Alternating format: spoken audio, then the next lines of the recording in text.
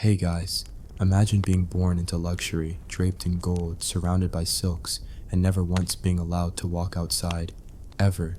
Not for a picnic, not for a stroll, not even to scream into the wind about how awful your life is. Welcome to the world of royal women who never left the tower, where status meant captivity, your bedroom was your prison, and your crown came with invisible shackles. Before you get comfortable, please hit like and subscribe, but only if you truly enjoy what I do. Drop a comment telling me where you're tuning in from and what time it is for you. It's always fascinating to see who's joining us from around the world. Now dim the lights, maybe turn on a fan for that soft background hum, and let's dive together into today's journey. Our story begins with a paradox. How could the most privileged women in the world live some of the most restricted lives in human history? You might think being a medieval princess meant prancing around castles and sipping wine from bejeweled goblets. Wrong. Try being locked in a windowless room, groomed since birth for a marriage you'll never choose, and judged solely by the political convenience of your uterus. Let's take you inside the high stone walls of medieval royal courts, where women were prized like golden livestock, constantly watched, obsessively guarded, and in some cases physically locked away for decades. These weren't metaphorical prisons, these were actual towers. Damp, cold, rat-friendly towers. Let's start with Eleanor of Woodstock, a name you probably haven't heard unless you're a medieval scholar or just really into depressing English history. Eleanor was born in 1318, daughter of Edward II of England, and like most royal daughters, she was a geopolitical chess piece before she could even crawl. At the ripe age of 13, prime medieval marrying age, she was shipped off to Gelderland in the Low Countries to marry a guy named Reinald II, Count of Guelders. Sounds glamorous, right? It wasn't. Reinald, her husband, was described as rotund, gouty, and fond of meat. Basically, the medieval equivalent of a moldy beanbag chair. He was nearly 30 years older than her and had the charm of a boiled turnip.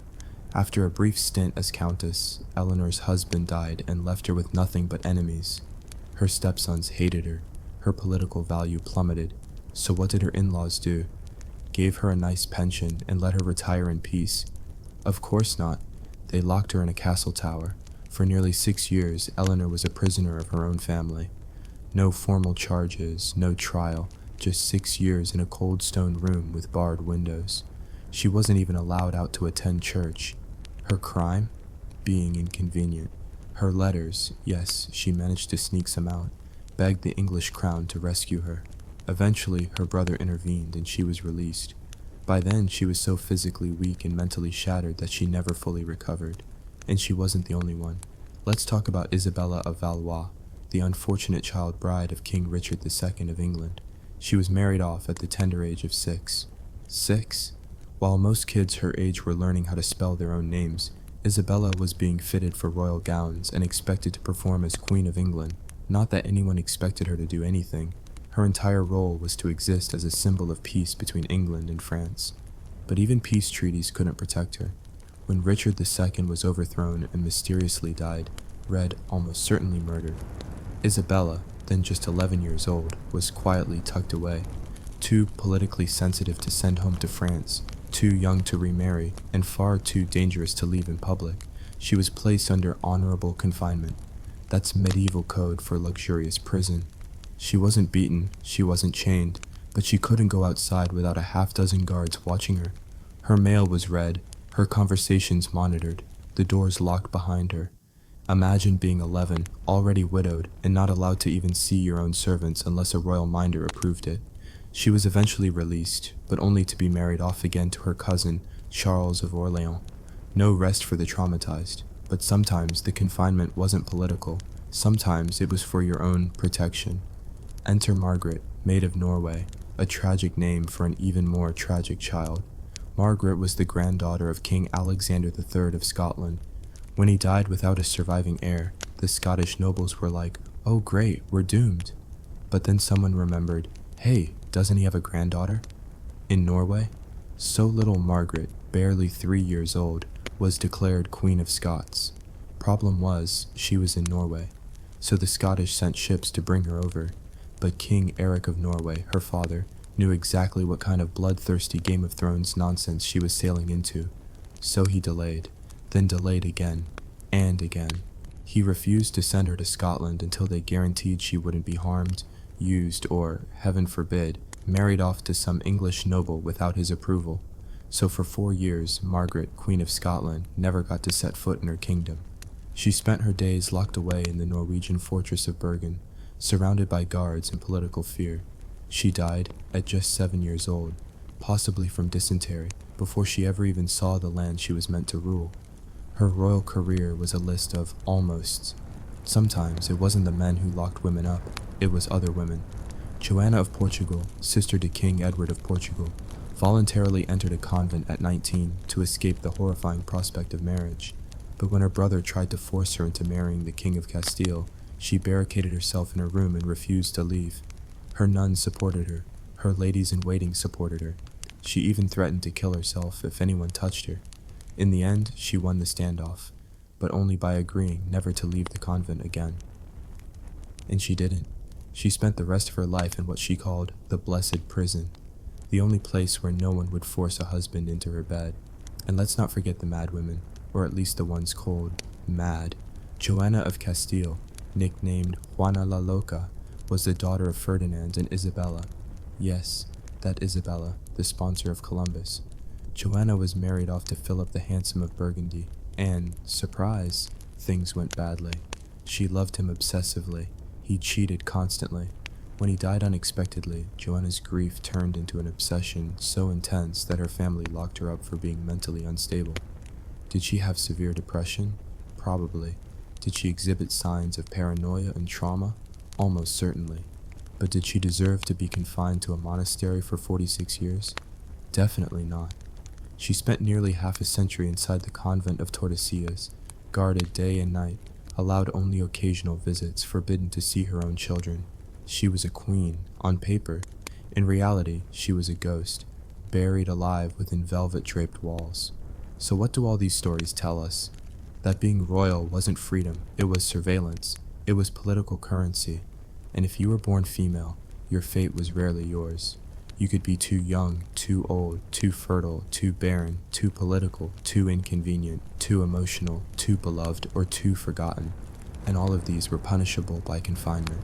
Royal women were porcelain dolls in golden cages, worshipped, polished, displayed, and never allowed to make their own moves on the board.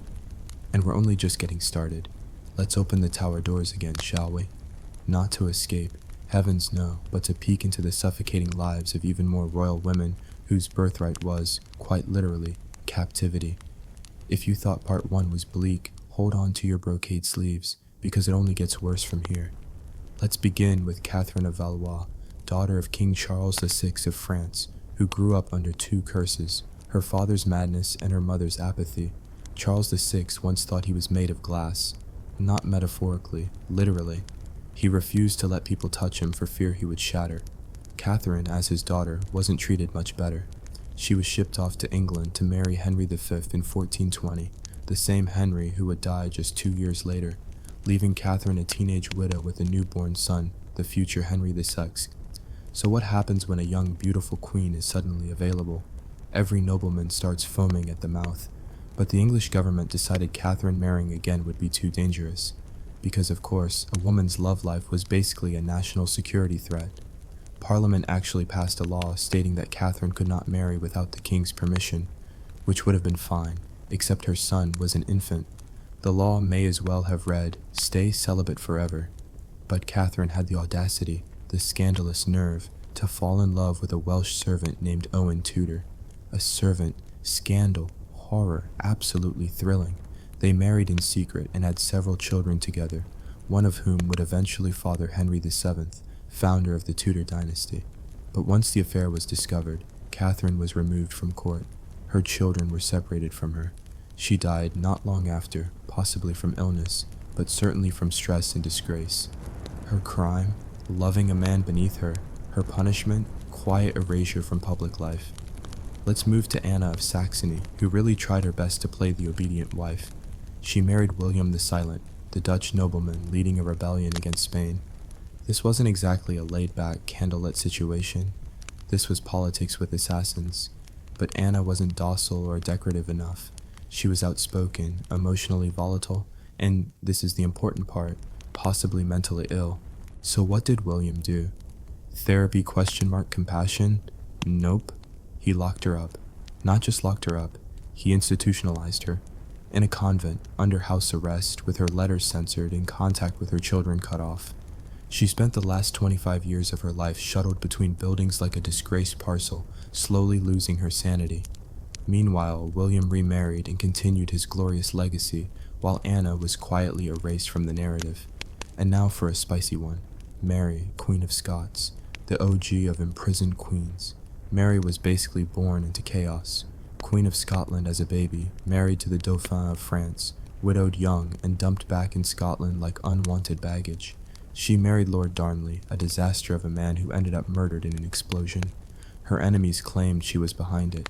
Then she married the man who may have orchestrated Darnley's death, which did not go over well.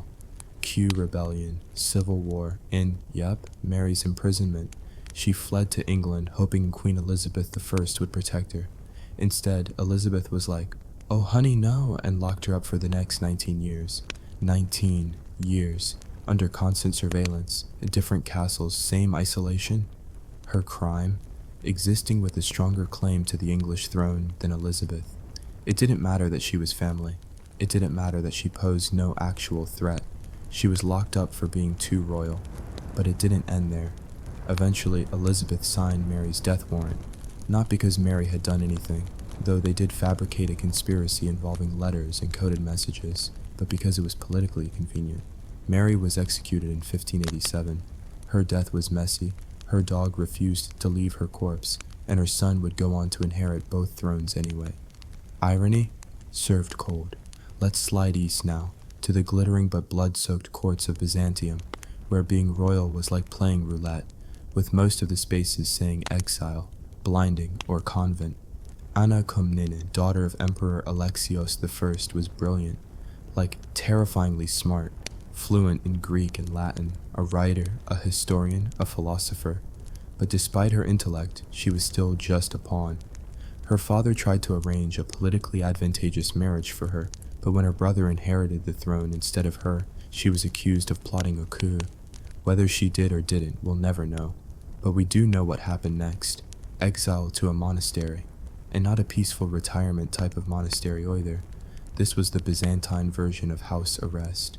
She wrote her monumental historical work, the Alexiad, from behind stone walls, her scholarly ambition fueled by bitterness, frustration, and political betrayal.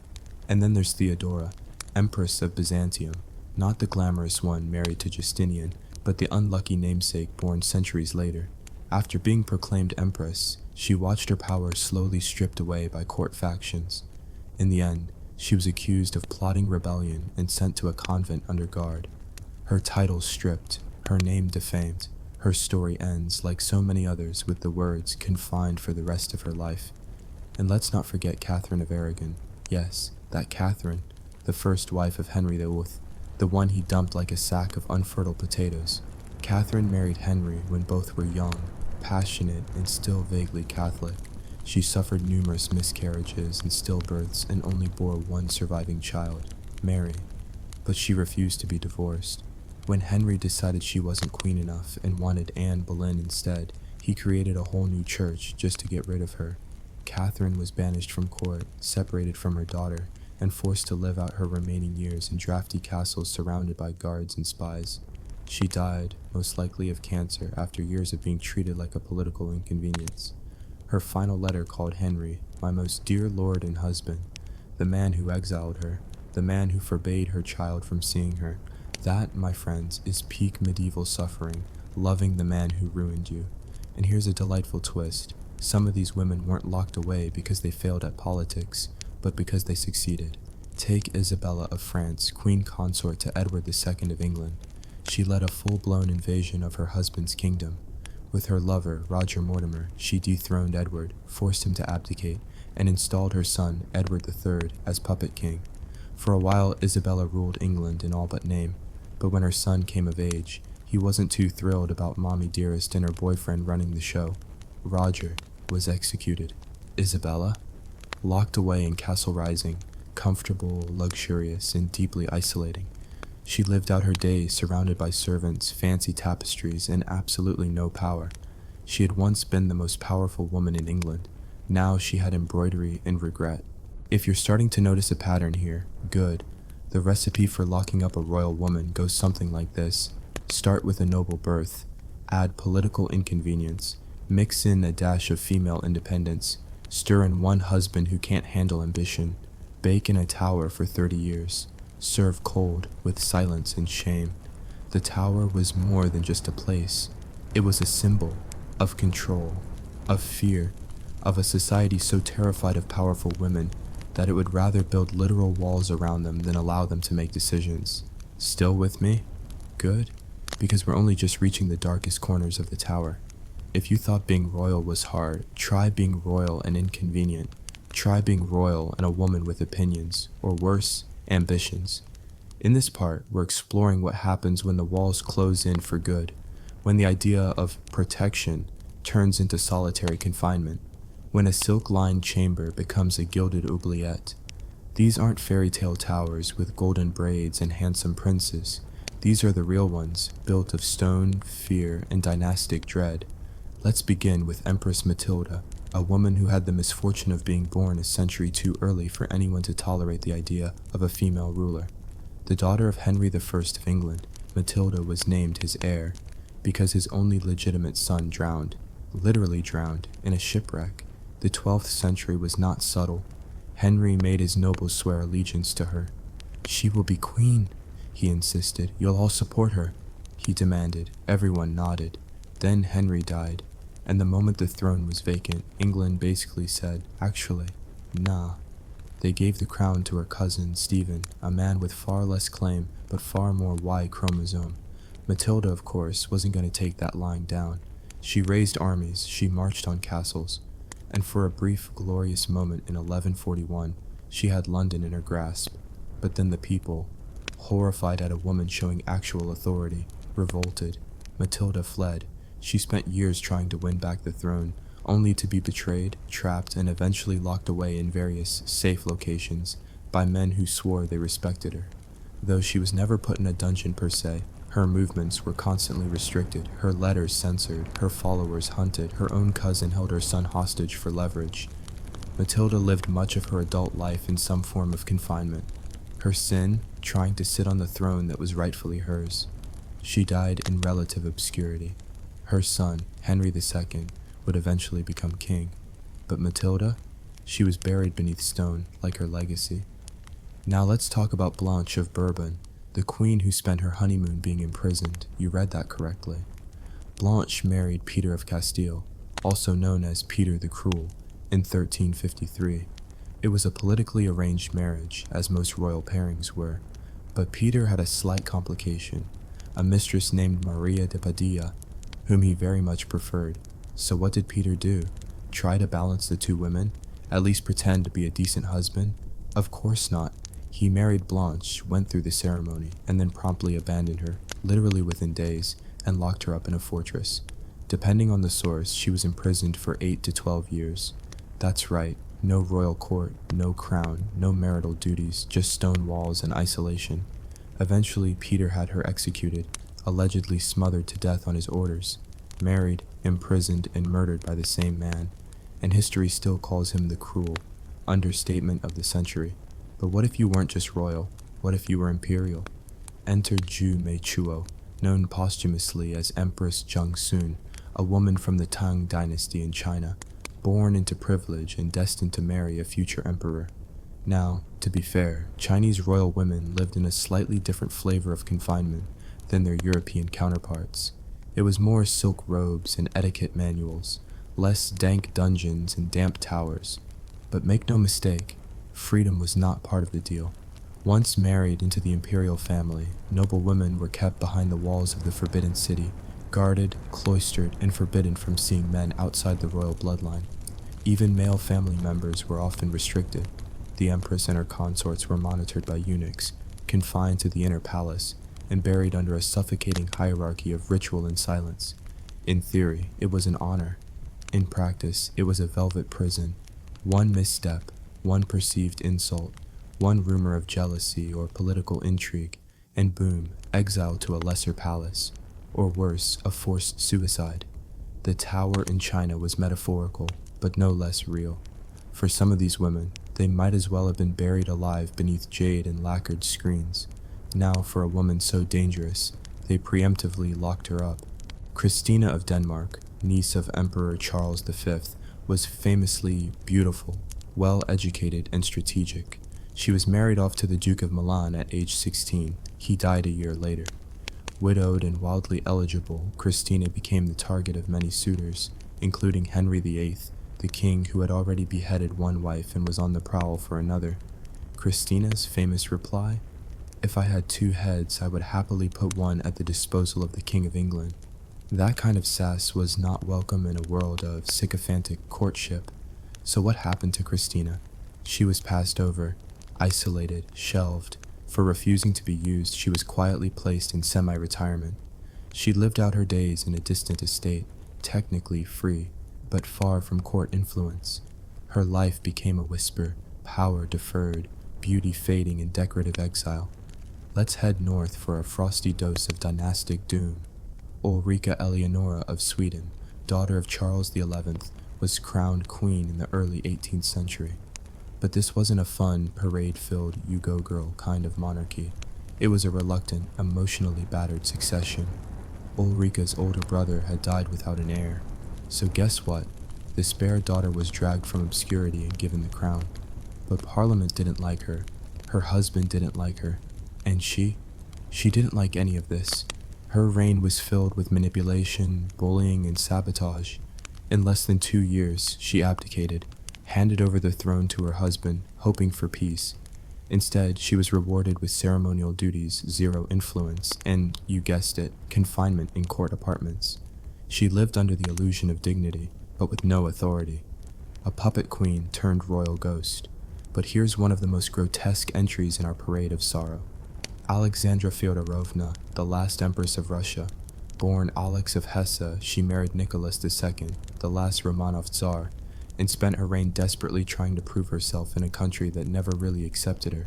She had 4 daughters, a royal disaster, and then finally gave birth to a son, who turned out to have hemophilia. Cue Rasputin, cue national chaos. As World War I broke out and revolution brewed, Alexandra became increasingly paranoid, reclusive, and obsessed with mysticism. The Russian people blamed her for everything. The monarchy crumbled. And finally, in 1917, the entire family was placed under house arrest. At first, they were confined in the Alexander Palace, then moved to Siberia. Their guards grew more hostile. Their food worsened. Their hope vanished. And then, one night in 1918, Alexandra, her husband, their 5 children, and several loyal servants were marched into a basement and executed by Bolsheviks. It wasn't a trial. It wasn't justice. It was fear-fueled annihilation of a dynasty. The tower had no door, only a trapdoor. So what do we make of all this? That towers take many forms. Some are built from stone, some from etiquette, some from fear, and some from love. The twisted kind of love that says, you are safest when you are still. These women were princesses, queens, empresses, and yet, time and again, their lives narrowed into smaller and smaller boxes, until the world outside was only a rumor, until power became a memory, until freedom was just something sung about by minstrels they could never see. Let's descend the spiral staircase one last time. You've met the locked-up lovers, the discarded queens, the forgotten empresses, and the inconvenient daughters. But this final part isn't just about how royal women were imprisoned. It's about how some turned their captivity into a twisted sort of legacy. How they endured, how they resisted, and how they were sometimes remembered, not for what they did, but for how long they stayed silent behind those gilded bars. Let's start with Elizabeth of Bavaria, better known as Sisi, Empress of Austria and Queen of Hungary. She was supposed to be a fairy tale. Married at 16 to Emperor Franz Joseph I, she became one of the most iconic royal women of the 19th century. But behind the diamond tiaras and embroidered gowns was a woman completely smothered by the Habsburg court. The palace at Schönbrunn was her tower. Her mother-in-law hated her. The Viennese elite gossiped about her constantly. Her children were taken from her and raised by strangers. She was monitored, criticized, and forced into a life of ceremonial stiffness. Cece responded the only way she could, by disappearing. She stopped eating, she stopped sitting still. She fled from one palace to another. She learned Hungarian just despite her German-speaking in-laws, and eventually she became a ghost queen, technically present, rarely seen, always traveling. Her court called it eccentricity. Her ladies-in-waiting called it madness, but it was her only escape. Her literal escape didn't come until she was assassinated in 1898 by an Italian anarchist. She died with a corset so tightly laced around her that no one noticed the blade had pierced her heart until it was too late. Her imprisonment was invisible, but it was no less real than any stone tower. Speaking of visible madness, let's revisit the story of Maria Eleonora of Brandenburg, queen consort of Gustavus Adolphus of Sweden. Now, if you thought dealing with grief was hard, try grieving like this.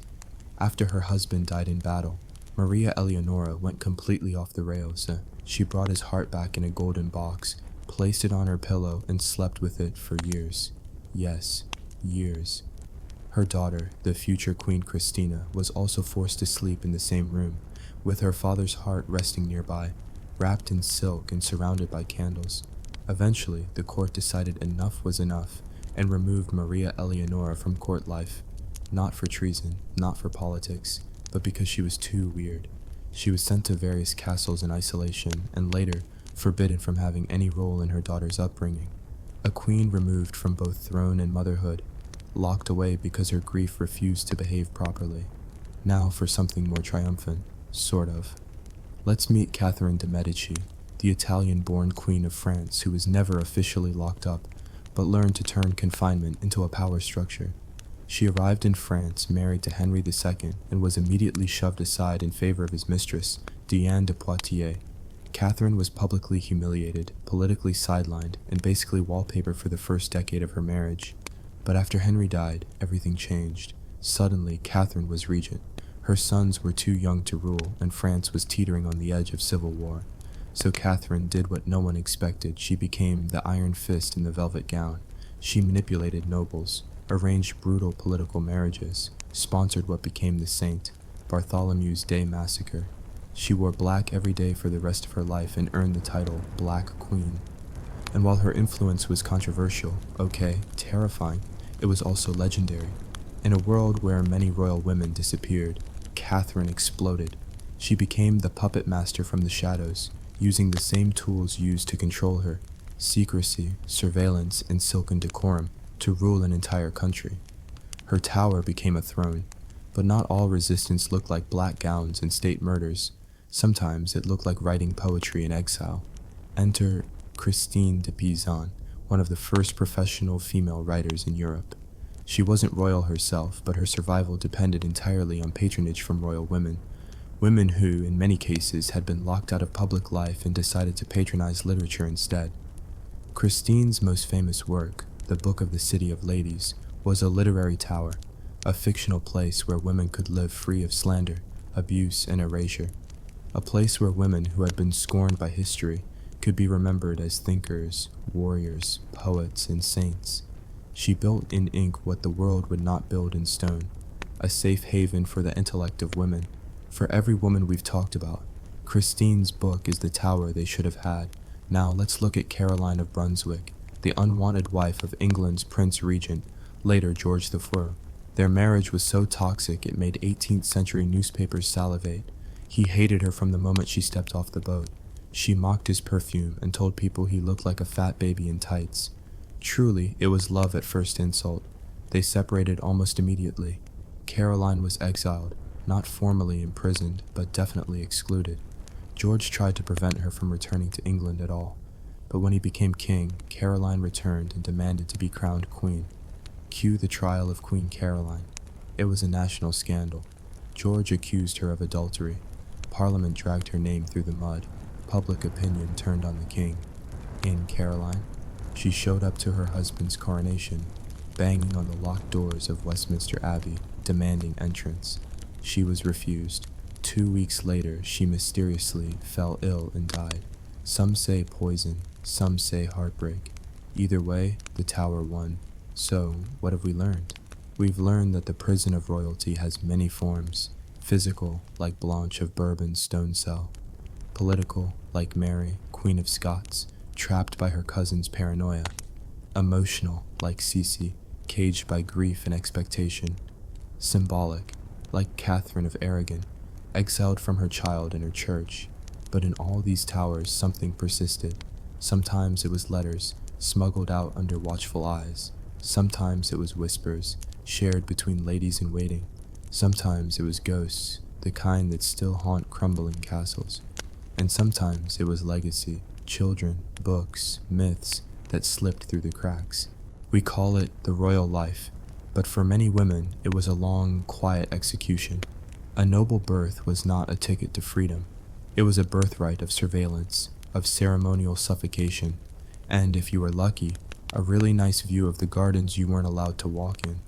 These women were prisoners in lace and velvet, caged birds with gold-plated feathers, and history rarely weeps for them, because they had titles, because they wore jewels, because they lived in castles. But suffering doesn't cancel out luxury, and silk-lined sorrow is still sorrow.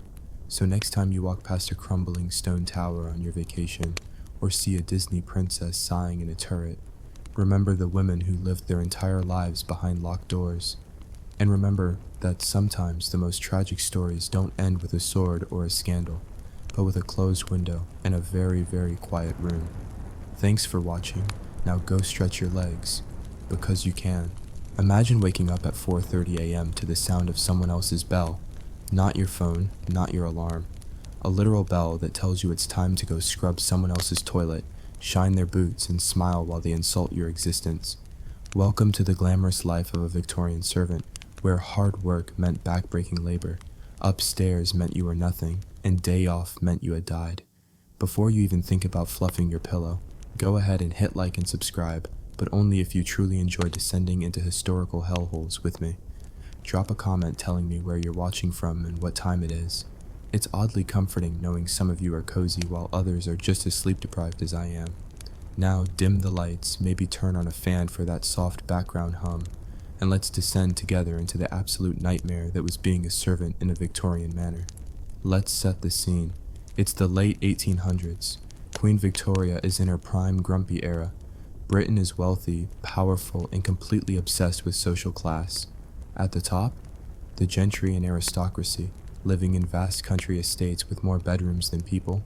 At the bottom, you, the servant, a human clock, sponge, mule, and ghost rolled into one underpaid, overworked body. You weren't just poor, you were institutionalized into servitude. Most servants began working as young as 8 or 9. If you were lucky, you'd start as a scullery maid or hall boy. If you were unlucky, you'd just be sent to a workhouse and hope someone rich found you useful. Once employed, you were plunged into a system so rigid it made military ranks look like jazz improvisation.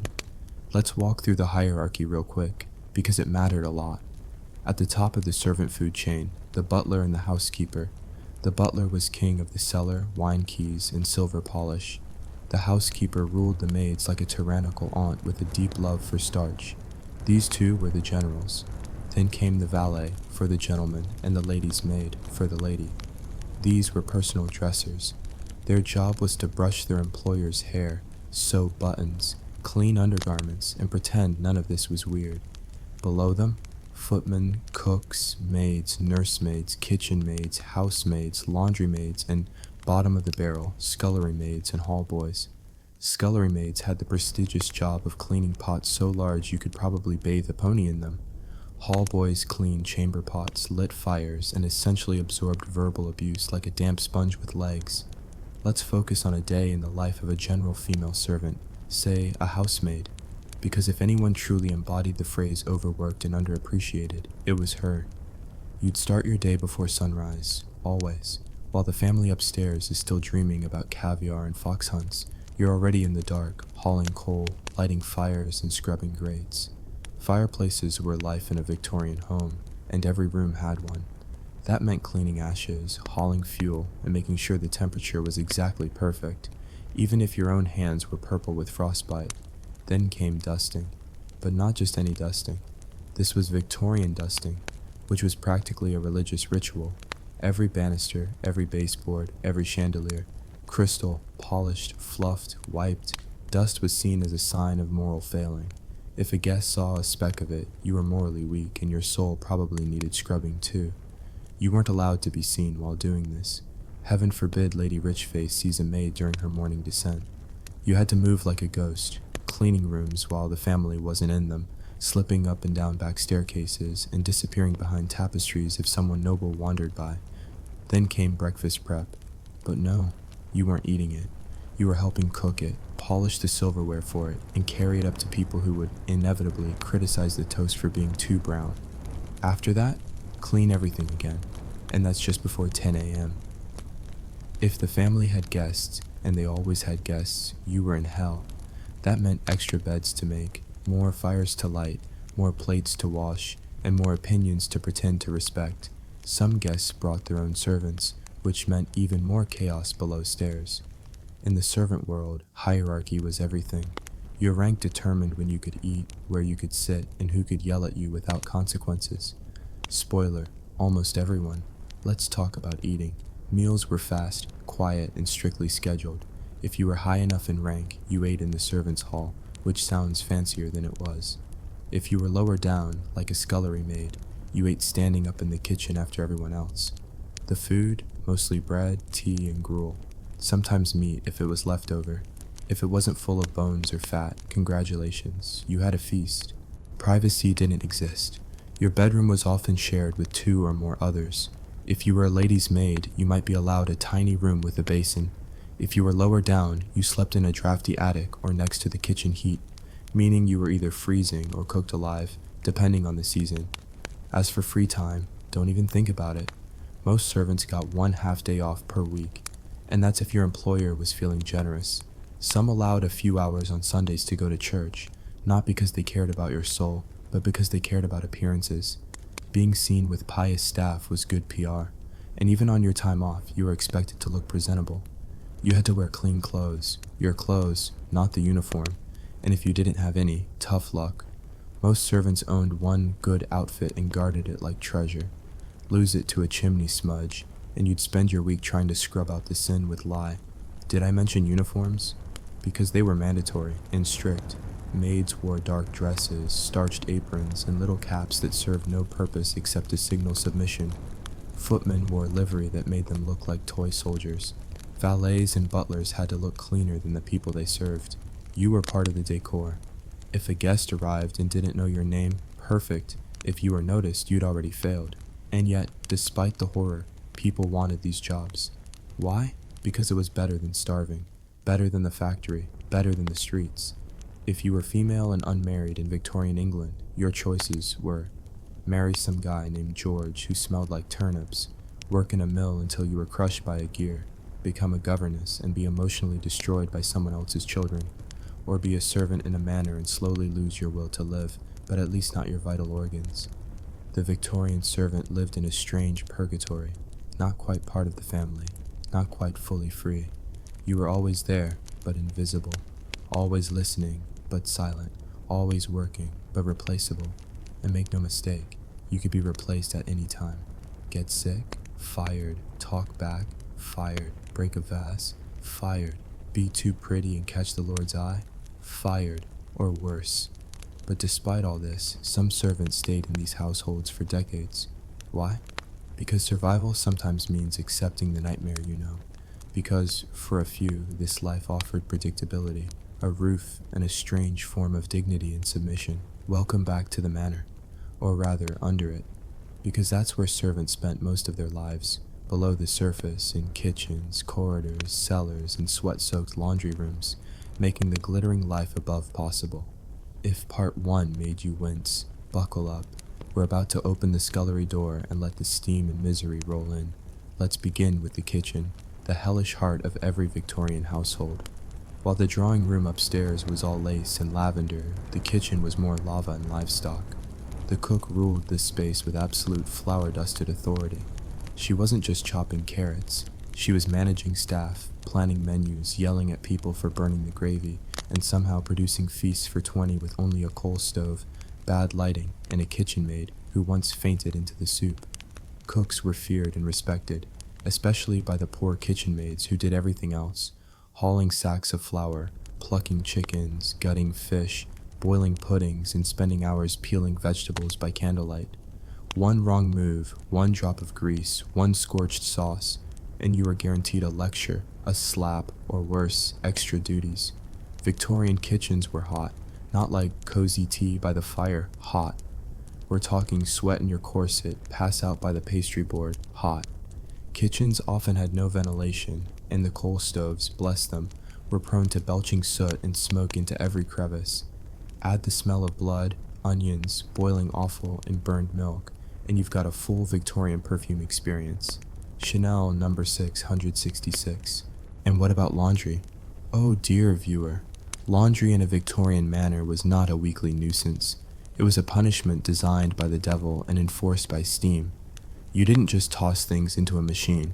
You soaked, scrubbed, boiled, beat, wrung, starched, mangled, dried, ironed, and folded every garment by hand. And there were a lot of garments. Each member of the household had layers: undergarments, outer garments, morning garments, special occasion garments, seasonal garments, ceremonial garments, garments for gardening, garments for breakfast, garments for walking the dog. Everything had to be spotless, white, crisp, smelling like moral superiority. The laundry maid was essentially a waterlogged ghost. She spent her life surrounded by tubs, wringers, giant irons heated on the stove, and endless piles of damp fabric. She would inhale steam all day, scorch her arms on metal, and maybe, if she was lucky, eat something before collapsing into her mildew-scented bed. Burns, blisters, and bleeding hands were just part of the job. If you developed breathing issues, you were replaced. If you fainted near the hot irons, you were mocked. And if you let a linen handkerchief turn gray instead of white, you were spiritually condemned.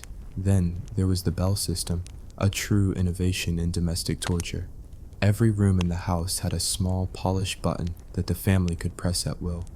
That button was connected to a bellboard downstairs, where little brass bells were wired to ring and jiggle violently, with labels like drawing room, nursery, morning room, library, and, my favorite, gentleman's convenience. You, the servant, would be standing in the hallway, halfway through hauling a dead goose across the house, when suddenly, ding, ding, ding, Lady Snobbington requires a cushion fluffing. Drop everything. Run up 3 flights of stairs, fluff the cushion, leave silently, run back, resume goose hauling, and don't sigh. If anyone hears you breathe, that's insolence. The worst part? The family could ring at any hour. Yes, even at night. If Master Rupert wanted warm milk at 3 a.m., someone had to rise, boil it, serve it, bow, and disappear. There was no off button. Servants were essentially human Google homes with worse lighting. Romance in the servant world, you'd better be careful. Courting was allowed, kind of. You were supposed to be discreet, no touching, no sneaking into each other's quarters. Definitely no, bedroom behavior. If caught, one or both of you would be dismissed on the spot, your references ruined. No job, no home, no backup plan. Yet naturally, servant romances thrived. Forbidden love always finds a way, especially when 2 people are peeling potatoes for 6 hours a day while elbow deep in soap suds. Notes were passed, glances stolen, kisses exchanged in coal sheds and linen cupboards. Babies were conceived, secrets were kept, and if pregnancy happened, especially to an unmarried maid, it usually meant only one thing: dismissal. Servant women who became pregnant were often turned out with nothing. No references, no money, no future. Some ended up in workhouses, others in brothels. Some tried to pass the baby off to family, or give it up entirely. The manor, of course, denied all responsibility, because if a footman got a housemaid pregnant, that was her fault for being seductive. If the master did it, well, we don't talk about that. Let's pause for a moment on the master of the house, that upstanding Victorian gentleman with mutton chops and a monocle, who liked to wander the halls late at night in his robe, checking on the staff. Being a female servant in such a household meant living under threat. You were often young, poor, and powerless. If the lord of the manor took an interest in you, there was no HR department, no safe word, no protection. Even if you resisted, you'd probably be blamed. And if word got out, the master would remain in his role. You'd be dismissed for moral failings. Your future, uncertain at best, ruined at worst. For many housemaids, the only way to survive was to become invisible. Learn to walk silently, speak when spoken to, never contradict, never cry where anyone could see. You became a blur of motion, scrubbing, dusting, bowing, fetching, your name forgotten, your opinions irrelevant. But the bitter irony? Servants often knew more about the family than anyone. They overheard arguments through the walls. They knew which son gambled, which daughter drank, and which uncle had unusual visitors. They cleaned up vomit, blood, and tears. They knew the mistress's perfume and the master's secrets. They were witnesses to every joy, every scandal, every downfall, and yet never part of the story. You might think the worst part of servant life was the work, but no, it was the constant suppression of self. You didn't get to feel angry, or tired, or even proud. The only thing you were allowed to be was obedient and quiet. Even your death wouldn't cause much fuss. Servants who died in service, usually of infections, injuries, or sheer exhaustion, were often buried with no headstone. If you were lucky, your name would be written in a servant registry. If not, you became another unmarked grave in a forgotten patch of earth. Life had been hard. Death was anonymous. Still, somehow, bonds formed below stairs. Servants became each other's families. Older maids protected younger ones. The cook slipped you extra bread when she could. The butler whispered warnings before the master's temper exploded. In the darkest corners of the manor, there was laughter, mischief, and the occasional rebellion, like switching the sugar with salt for a particularly cruel guest. Tiny acts of defiance in a world that barely allowed you to breathe. See, not every servant was miserable all the time. Some of them, brace yourself, actually liked the job, or at least liked parts of it. Because when your options in life are starvation, prostitution, or workhouse squalor, suddenly a steady paycheck, even a tiny one, hot food, and a guaranteed roof don't sound too bad. Let's talk about pride in the servant class. The butler? He wasn't just a guy in a waistcoat. He was a symbol of order. His shoes were always polished to a mirror shine. His voice never rose above a whisper. He knew how to carve a goose, select a port, iron a newspaper, and keep the master's drinking habits a discreet mystery. The butler was the closest thing the servant class had to a celebrity. Same for the housekeeper, aka Mrs., even if she was never married. She controlled the keys, the linen cupboards, and the hiring of every other female servant. If you were a young housemaid, you'd sooner mouth off to God himself than challenge the housekeeper. She knew your sins, your secrets, and exactly how you folded a fitted sheet. Promotions were possible, but rare. You didn't just work your way up with elbow grease and optimism. You needed connections, luck, and the ability to survive humiliation with grace. Let's say you were a kitchen maid dreaming of becoming a cook. You'd have to spend years memorizing recipes, seasoning dishes without ever tasting them. God forbid a servant sample food meant for upstairs. And learning how to stretch a shilling into a 12-course meal. One mistake, one undercooked pheasant, one ruined jelly mold, and you were done. Back to scrubbing pots while trying not to sob into the dishwater. Or maybe you were a footman, desperate to become a valet. Good luck. First, you needed the right height. Yes, height mattered. Symmetrical features, and preferably nice calves to show off in your uniform. Your job was partly decorative after all. The more you resembled a walking wallpaper pattern, the better. And then came the training. How to shave another man's face without nicking it. How to lay out clothing in the correct order. How to gently suggest the navy coat instead of the green without overstepping. You were expected to be a gentleman's shadow, minus the rights or respect. Some servants, though, did rise. Take the rare story of Hannah Colwick, a maid-of-all-work who married her employer, a Victorian writer named Arthur Munby. She spent years cleaning boots, scrubbing floors, and literally wearing chains as part of a strange power play relationship with him. Yes, really. Their marriage was secret for years because Victorian society would have exploded at the idea of a lady married to a servant. But Hannah kept working long after they married, by choice. She found power in labor. She could pass among the poor and invisible while knowing she had something no one else did, agency. Hannah was an anomaly. Most servants who tried to climb the social ladder were met with ridicule or resentment, not just from the upper classes, but from other servants too. It was a delicate balance. Show too much ambition, and you were above your station. Show too little, and you were disposable. Let's take a moment to examine the psychological gymnastics it took to survive the system. You had to internalize the idea that some people were just better, not smarter, not kinder, just born higher. You bowed when spoken to. You apologized for your presence. You were trained to anticipate needs, suppress opinions, and respond to cruelty with gratitude. Even if your employer was a drunken monster, you thanked him for your job. Even if the lady of the house screamed at you for folding napkins wrong, you curtsied on the way out. Dignity wasn't just denied, it was crushed, powdered, and swept into the fireplace with the soot. But some servants resisted in small, private ways. Mistakes became sabotage. A favorite wine would be accidentally served too warm. A corset might be laced slightly too tight. A cherished vase might be knocked off a table by a suspiciously clumsy elbow. Nothing overt, nothing traceable. But it was how you held onto a scrap of power. Others found solace in stories. Servants gossiped constantly. Who was sneaking where? Who was stealing brandy? Which daughter was pregnant? Who was caught with a stable boy? In a world where everything was controlled, information was freedom. Knowing a secret gave you leverage, maybe even safety. And then there were the rare moments of joy. The annual servants' ball, if your employer allowed one, was a surreal event. For one night, you could dress up modestly, dance to a live band, and, if you were extremely lucky, eat real cake. Not stale scraps, actual dessert. You laughed, you flirted, you forgot for a few hours that tomorrow you'd be up at 5 a.m., peeling potatoes for someone who thought you were made of air. And what about the end of the road? If you served loyally for decades, you might retire with a small pension, or, more likely, a thank you letter and a pair of worn gloves.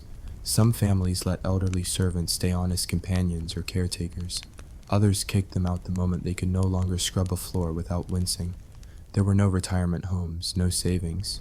You either had family to take you in, or you ended up in charitable housing, surviving on church donations and memories of a life spent cleaning other people's soup stains.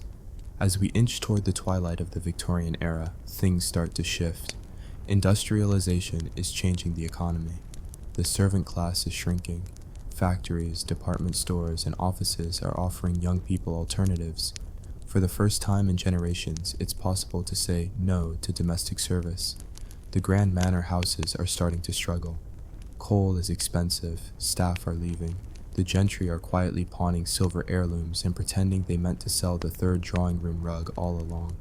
Meanwhile, former servants are learning to type, to run shops, to earn wages without bowing or bell jumping.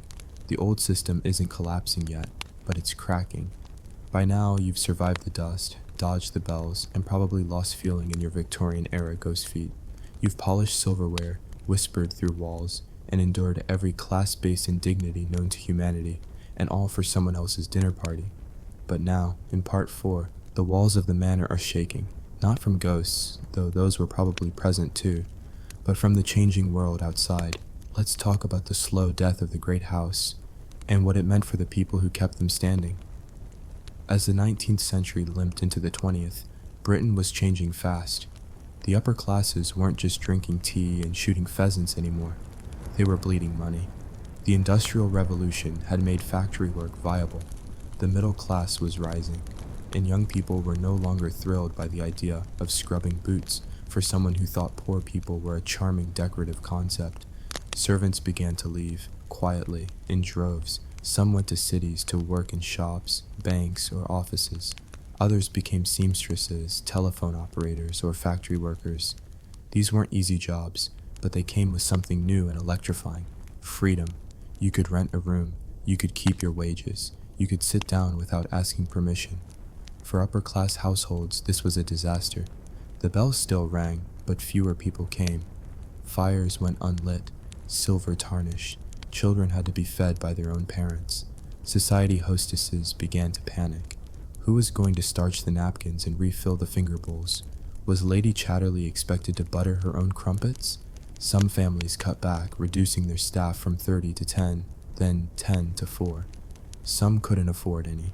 The mansions became too expensive to maintain. Roofs leaked, gardens turned wild. Entire wings were locked and abandoned. The grand estate that once required an army of invisible humans now echoed with silence. The First World War delivered the final slap. Millions of men went off to fight, including footmen, grooms, and coachmen. Many never returned. Women filled roles previously unthinkable. Ambulance drivers, factory workers, nurses. They tasted independence and realized quite rightly that no amount of crystal chandeliers could make up for being treated like a warm prop. After the war, returning to servitude felt like regression, and they weren't interested. Some households tried to modernize. Bells were replaced by intercoms. Staff numbers shrank dramatically, but the social order had cracked beyond repair. Employers now had to ask, not command. They were no longer gods, just rich people with drafty houses and no one to bring them their slippers.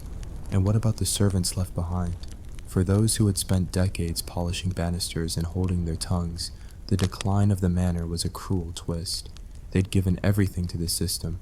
Some had entered service at 12, grown old in damp rooms, and now faced redundancy. No pension, no safety net. Just a slow realization that they had become as obsolete as the gas lamps they used to light. Others stayed out of loyalty or fear. The elderly butler who refused to leave his post even when there was no one left to command. The housekeeper who still polished the keys to empty cupboards. The former footman who tended the garden out of habit, even when no one walked through it anymore. They became living relics of a vanished order. And yet, not all was bleak. For the next generation, there was opportunity. Some ex-servants started small businesses, bakeries, tailoring shops, boarding houses. Some trained as nurses, teachers, or factory forewomen. Many passed down stories to their children, not of bitterness, but of endurance, of how they kept their dignity even when they had nothing else. And oddly enough, in death, they were remembered more fondly than many of the families they served. 100 years later, tourists walk through old manor houses on weekend trips, marveling at the chandeliers and oil paintings. But the part that fascinates them most? The servants' quarters, the tiny attic rooms, the massive kitchens, the bellboards and coal chutes, because that's where real life happened. That's where the world ran, quietly, endlessly, and without thanks. History eventually learned to tell their story. We remember the cooks, the maids, the valets, not as nameless background characters, but as people who survived a brutal, rigid, and exhausting system. People who were up before dawn and asleep after midnight, who smiled through orders, who kept everything spotless and still lived in the shadows. They weren't guests in these houses, but they weren't quite strangers either. They were the bones of the building, the soft rhythm behind every family portrait, the whispered lives behind every grand staircase. So the next time you see a period drama with a glamorous ball or a glittering banquet, take a moment. Think of the girl who blacked the fireplace for that shot, the boy who ironed 40 napkins for that dinner, the woman who spent 40 years pretending to be invisible. They were there, always, just outside the frame. And maybe now, finally, we're seeing them. Thanks for joining me on this descent into the iron-starched underworld of Victorian servitude. If your legs aren't sore and your apron isn't singed, you've probably just been watching. But now, you know what it was like to live it. Now go make yourself a cup of tea, sit down without permission, and enjoy the luxury of being your own master. You've earned it. Imagine this. You're a woman in medieval Japan, surrounded by war, chaos, and men with topknots who think you're biologically unfit to hold a sword. And yet, there you are, slashing through the battlefield in full armor, defending your home while the men retreat, writing poetry with one hand and stabbing someone in the neck with the other. Welcome to the wildly uncomfortable, heavily ignored, and historically inconvenient reality of the Onna-Bugeisha, the elite female warriors of Japan. Let's clear one thing up first. No, this isn't some anime fantasy. This isn't a cosplay, a side character in someone else's story, or a dainty damsel who happens to know martial arts. For fun. Onna-Bugeisha were real, trained, deadly women from the upper warrior classes who could, and did, kill people. Sometimes their husbands. Often their enemies. Occasionally both. They weren't exactly common, but they weren't mythical either. In fact, they've been inconveniently lurking in Japan's war-torn past for over 1,000 years. The problem? Historians, samurai fanboys, and male poets with fragile egos all worked hard to erase them from the epic narrative. Because who wants to admit that while men were dying gloriously in battle, women were back home managing logistics, training with naginata, and defending castles from actual invasions?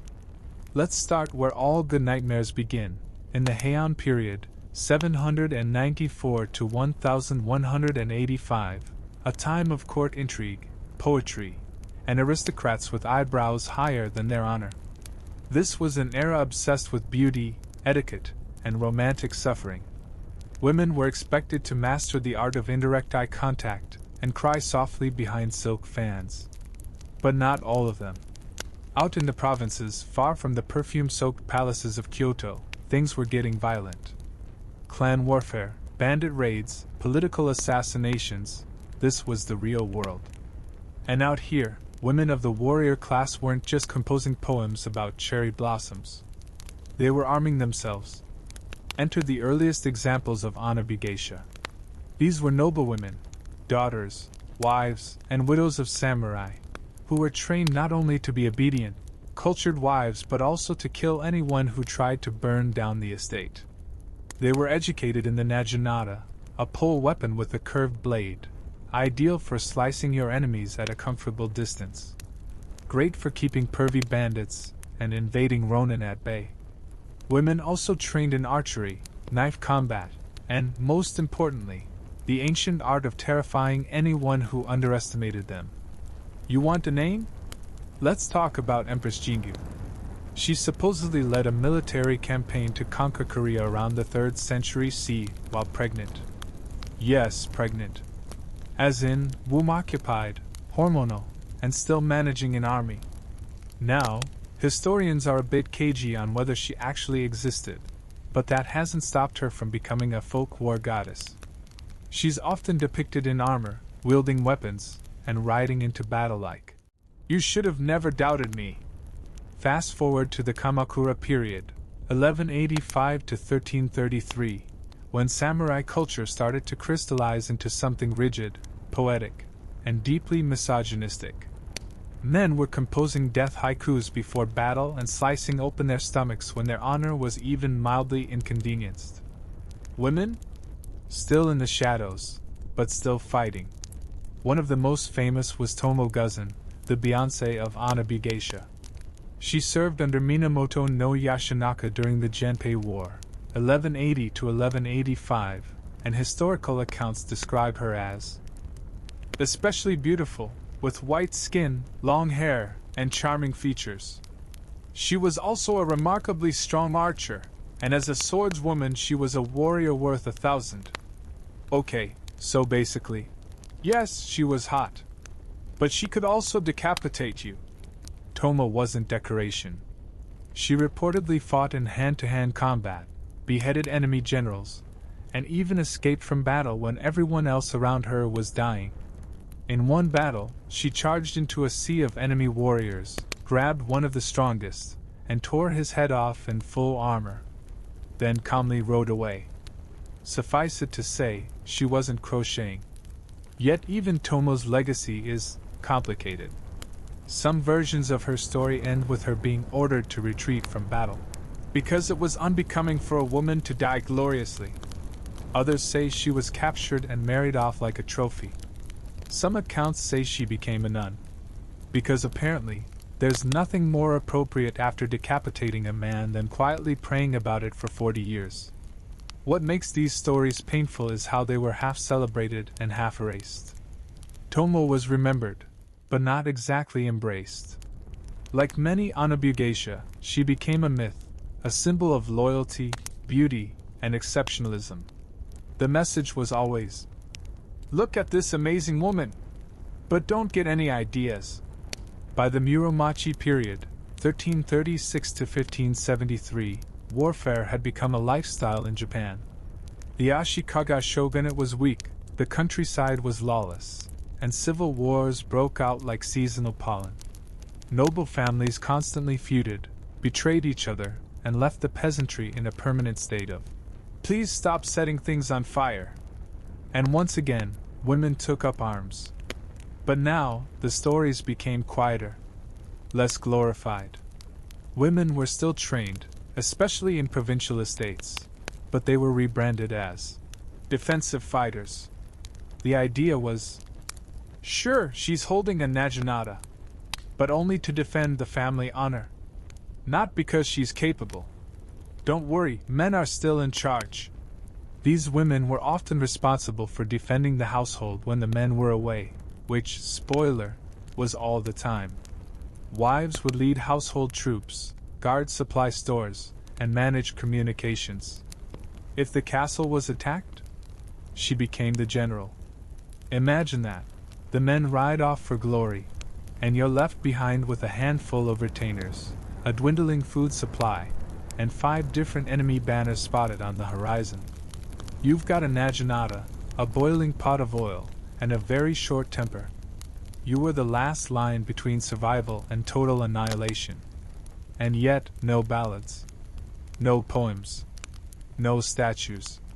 Because as the samurai class got more obsessed with its own codes of honor, it also got more obsessed with masculine control. Women were still warriors, but now they had to do it quietly, in the shadows, with perfect hair, preferably while apologizing. The Edo period, 1603 to 1868, tried to nail the final coffin shut. The Tokugawa shogunate was obsessed with order, hierarchy, and peace was bad news for warrior women. With the battlefields quieted, women were expected to focus on marriage, sewing, and producing morally upright sons who would definitely never cry. The image of the Onna-Bugeisha was slowly replaced with the submissive samurai wife, silent, loyal, and ornamental. Martial training didn't disappear, but it became more about discipline and symbolism than combat. Naginata training for women was still taught, but now as a polite domestic art, like flower arranging but with more decapitation history. It became a paradox. You were supposed to look like a warrior, but never act like one. Welcome back. Still holding your naginata? Good. Because in this part, we're diving headfirst into the grueling training, silent rebellion, and silk-wrapped suppression that defined the Onna-Bugeisha in their most ironic era, the time when they were expected to be armed, but invisible. Let's talk about the naginata. This polearm, basically a katana on a stick, was the official weapon of choice for women in the samurai class. Why? Because it had range. And let's be honest, when you're wearing heavy layers, tightly bound undergarments, and a hair arrangement that rivals a wedding cake, you're going to need a little reach to fight off your enemies. But make no mistake, the naginata was elegant and deadly. It could slash, sweep, trip, stab, and disembowel, gracefully. It became the ultimate blend of beauty and brutality. And it was your responsibility to know how to use it, even if you were technically a lady whose primary job was producing airs and writing tasteful poetry. In fact, by the Edo period, naginata training had become almost expected for daughters of the samurai class. This wasn't to make them battlefield commanders, it was more like home defense with a floral arrangement side hustle. The ideal was this: you could serve tea, play the sharmisan, and also slice a burglar in half if necessary. No fuss. No drama. Just honor. Training was often conducted at home, or in specialized women's dojos. And it wasn't casual. You'd be drilled daily in stances, forms, and weapon control. Bruises were common. So were dislocated joints. And if you were thinking, oh, at least they had comfortable uniforms, allow me to remind you that training often happened in kimono. You haven't lived until you've tried swinging a 6-foot pole while tripping over embroidered silk. This wasn't just about self-defense. It was about discipline. A way to mold a woman into a symbol of loyalty, control, and latent violence. Basically, she could destroy you, but she wouldn't. Not unless absolutely necessary. Probably. And therein lies the great irony. The women were fully trained, fully capable, and fully prepared for war, but only allowed to use their skills in rare, socially approved moments. Think of it like locking a sword in a lacquered box and saying, "Only break glass if absolutely on fire." Still, history gave us those moments. Let's meet a few of the women who not only broke the glass but threw it out the window and set the room on fire. First up, Nakano Takiko. By the mid-19th century, Japan was falling apart again. Civil war, political unrest, samurai versus imperial loyalists. It was chaos, and guess who stepped up? Takiko, a noblewoman trained in martial arts and literature, who, instead of doing what society expected, i.e., marrying someone rich and staying quiet, formed an all-female combat unit called the Joshitai. Let me repeat that: a woman-formed, woman-led, all-female samurai unit. In 1868, when the Bashan War broke out, she led her unit into battle against imperial forces at the Battle of Aizu. She didn't just issue orders from behind. No, she charged into combat, cutting down enemies with a naginata like a human blender in full regalia. And then, like a grim poetic flourish, she was shot. As she lay dying, she turned to her sister and ordered her to cut off her head, to prevent the enemy from taking it as a trophy. Think about that. In a society that wanted her to embroider pillows and play the koto, she formed an army and died giving orders like a damn warlord. And then she became exactly what samurai legends are made of, except no one wanted to admit it. Today, there's a statue of her in Aizu, with a naginata, standing tall in full armor. Tourists pose next to her, mostly unaware that she was basically erased from mainstream history for over a century because she made too many men uncomfortable. And she wasn't the only one. Let's go back a few centuries and visit Lady Hengaku Guzan. She lived during the early 1200s, and when her family rebelled against the Kamakura shogunate, the fighting got messy. Most male warriors would have fled, surrendered, or committed ritual suicide. Hengaku? She grabbed a bough, climbed to the roof of the castle, and started sniping enemies from the ramparts. They couldn't get close. Her archery was lethal. Precision, poise, and patience. Eventually she was wounded and captured, but even then, her captors were like, "Wow, this is terrifyingly impressive," one warrior reportedly said. "She's too beautiful to execute. Let's marry her instead." Yes. That's the historical version of, "Let's not kill the tiger. Let's take her home and hope she doesn't bite." Hengaku didn't just represent defiance. She represented the uncomfortable truth. Women could be just as brave, just as strong, and just as loyal as their male counterparts. And rather than celebrate that, the system quietly shelved their stories. You'll notice something in these women's tales. They almost always end in death, retreat, or silence. Because in Japan's warrior culture, a woman could only be heroic as long as she remained exceptional and tragic. There was no room for ongoing success. No path to rank. No legacy to pass on. It was always, "One time, a woman fought. Isn't that wild?" And then the story fades. Meanwhile, in the domestic sphere, samurai wives were still expected to perform 1,000 duties while appearing ethereal and untouched. They oversaw finances, staff, child education, household defense, religious rituals, and social correspondence. All while wearing 15 layers of robes and pretending they didn't have opinions. That's the real kicker. The women of the samurai class were essential, but constantly diminished. The Onna-Bugeisha existed in a space between reverence and repression. Strong enough to protect the estate, never strong enough to lead it. Welcome back to the chaos, where the sword is sharp, the patriarchy sharper, and history continues to pretend none of this ever happened. In Part 1, we cracked open the forgotten legends. In Part 2, we trained, marched, and died gloriously.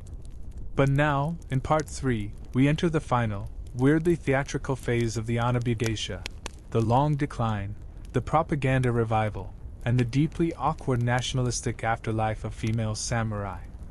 By the mid to late 1800s, Japan was done playing medieval dress-up.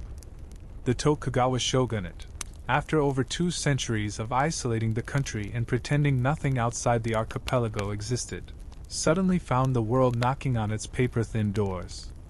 And not knocking politely. In 1853, American warships rolled into Tokyo Bay under Commodore Matthew Perry and basically said, "Open your ports or we'll open them for you." It was persuasive. And just like that, everything began to crumble. The samurai class, already bloated and directionless, began to lose power. Feudal lords were stripped of lands. The economy shifted. And the centuries-old class structure got aggressively rearranged like bad Jenga. For the women warriors, already sidelined and reduced to symbolic wallpaper, it was a quiet death.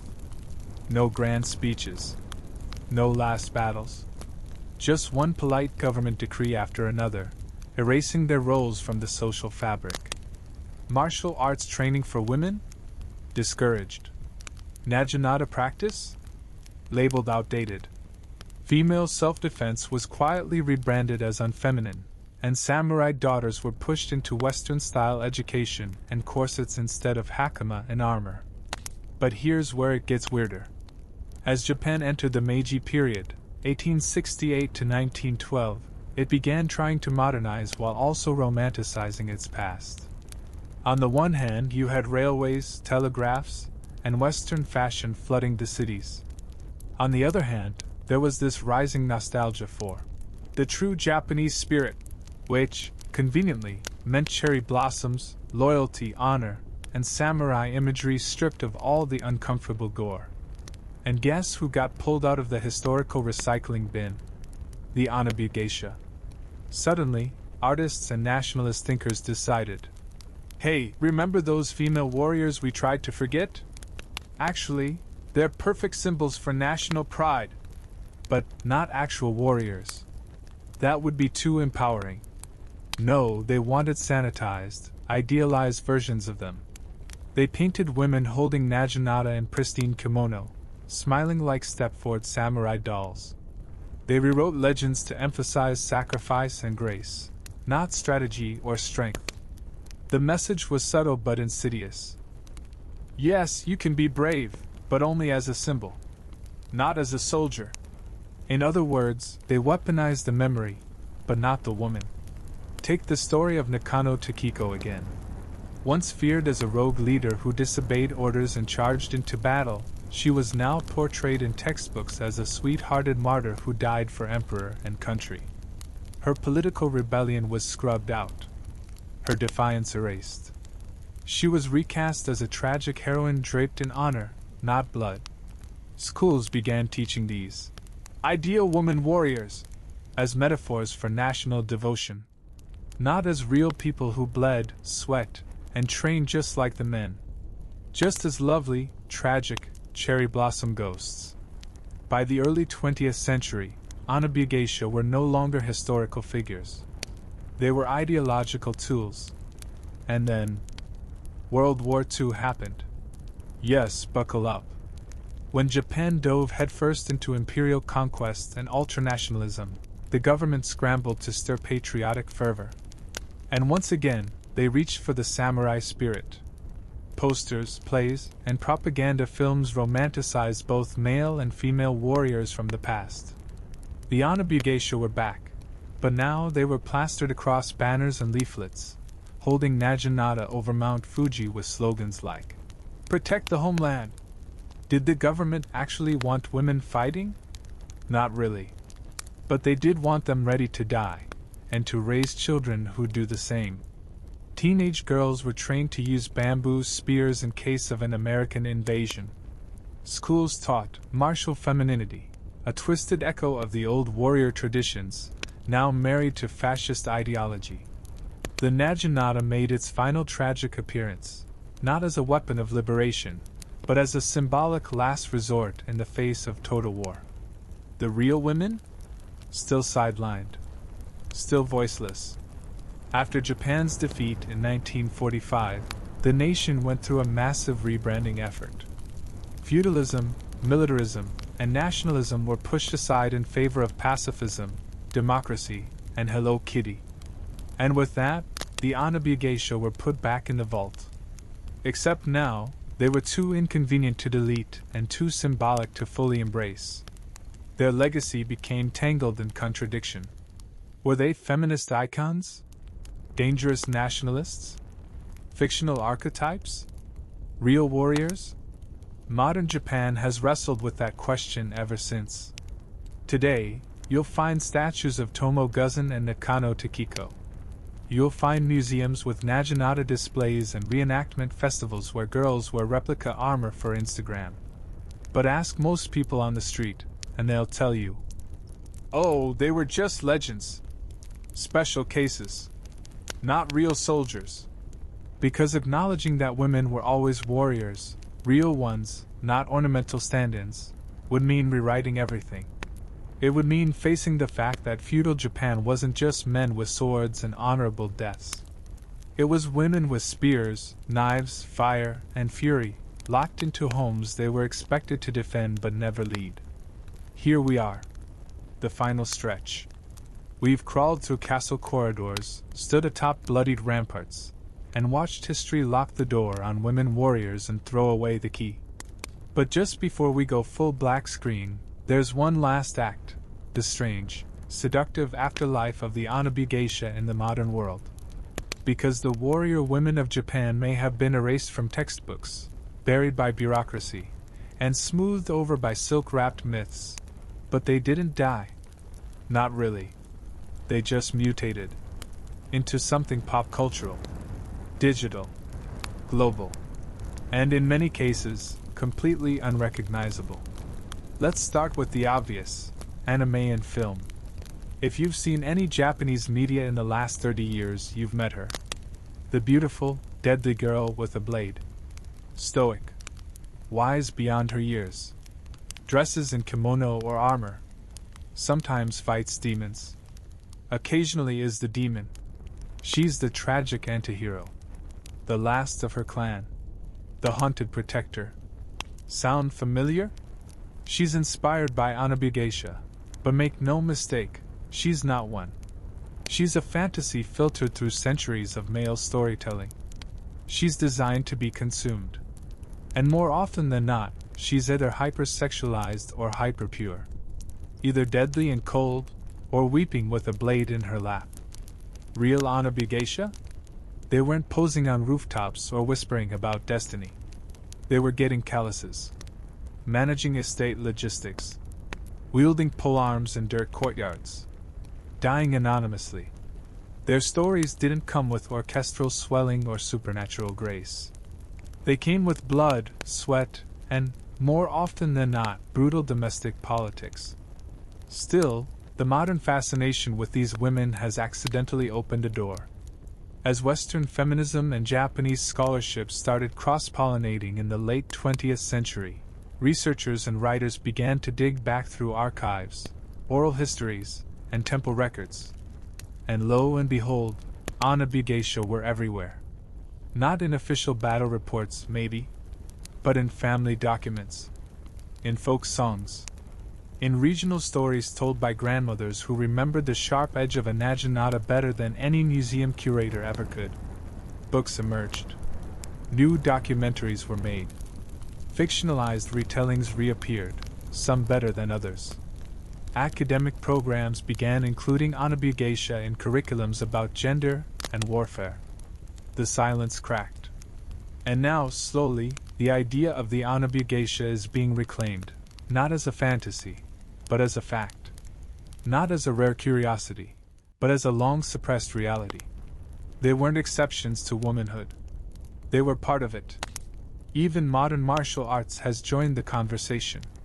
Naginata Jutsu, once a nearly extinct martial discipline, has been revived as a sports martial art.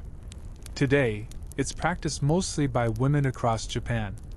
Teenagers in high schools wear bogu, armor, wield shurnai, bamboo training naginata, and spar in tournaments. It's not combat for survival, but it's a living link to a weapons system that was literally handed down by mothers who expected their daughters to defend the household. Yes, there's a danger of domestication again, of turning the naginata into ballet with a stick. But there's also something quietly subversive about reclaiming a weapon that was once hidden behind brocade and obedience. It says, "We remember. We're not props. We're not dolls. We were always here. And outside Japan? The Onna-Bugeisha has become a global fascination. From cosplay conventions to university dissertations, people across the world are finally realizing that women didn't just exist in history, they fought in it. And not metaphorically. With blood, bruises, armor, and righteous fury. The legacy of the Onna-Bugeisha fits nowhere neatly, which makes it perfect for today's messy, intersectional lens. Because here's the uncomfortable truth. History was never a clean scroll written by scholars with perfect posture. It was chaos. It was gossip, censorship, fear, and fire. It was stories erased by those in power. And women, especially those who dared to pick up a weapon, were the easiest targets for that erasure. But we have names. We have fragments. We have statues, temple carvings, battlefield maps, and coded poetry. We have generations of quiet rebellion, mothers who taught daughters even when the scrolls said not to. And now we have microphones. We have cameras. We have bandwidth. So let's say their names again.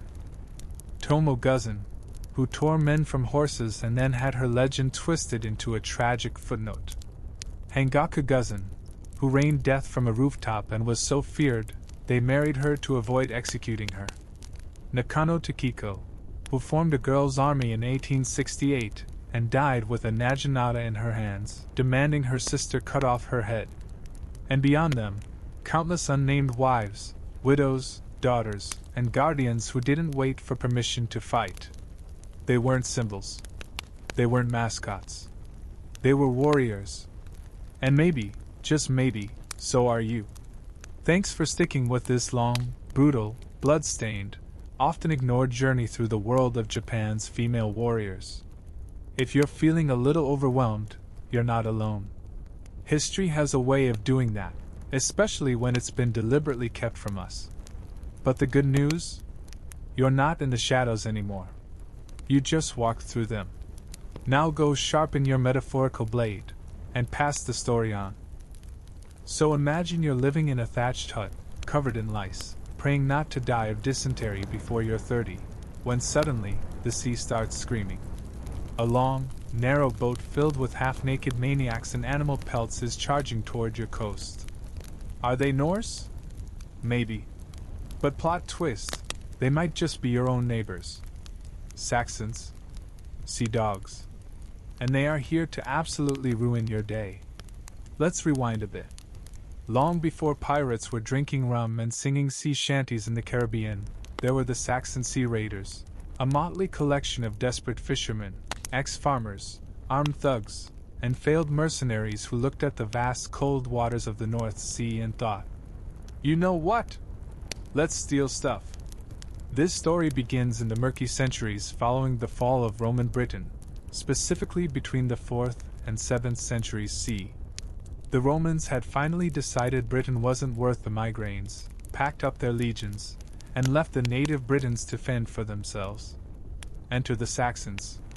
Now, the term Saxon originally referred to a confederation of Germanic tribes from what's now northern Germany and the Netherlands.